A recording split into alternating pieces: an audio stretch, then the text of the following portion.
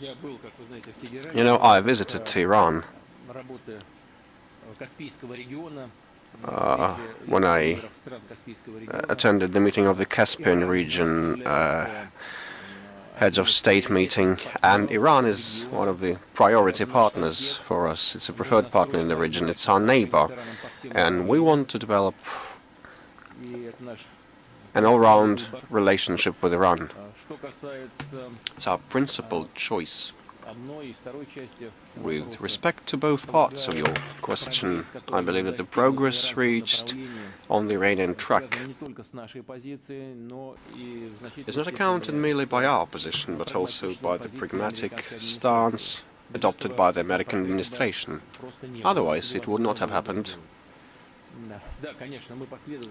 We've been consistently upholding the position that has finally prevailed, but had it not been for the positive attitude of our partners, we would not be able to reach the final agreement. I don't think that the latest statement of the American president that the United States would step aside means that the United States would step aside from this policy.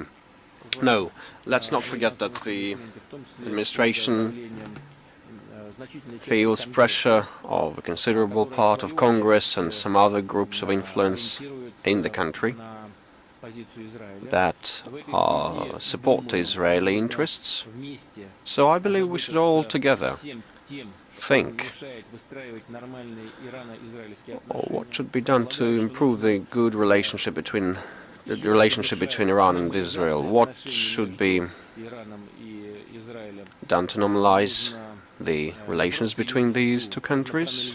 We should analyze all the aspects and minimize the negative impact. It's in the interests of Iran and Israel, I believe, and the whole of the global community. Just now in my address I said that we have achieved considerable progress on the Iranian track. I said that we should ensure the security of all the countries in the region, including Israel. This is a very important pillar of this strategy, otherwise we will not be able to move forward. With respect to sanctions, I'm convinced that this is a counterproductive measure. It will not entail any positive results with respect to the final settlement. I hope